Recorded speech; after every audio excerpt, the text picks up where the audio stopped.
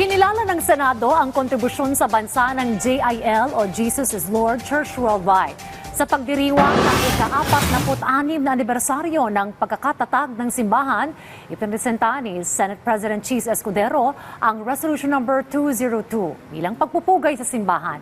Hindi natinag ng pag-ulan ang selebrasyon na pinangunahan ng Spiritual Director and Founder na si Congressman Brother Eddie Villanueva. Ang okasyon ay dinaluhan ng libu-libong miyembro ng JL sa buong mundo. Dumalo rin sa pagdiriwang si Senator Joel Villanueva at ibang pang-leader at pastor ng religious group.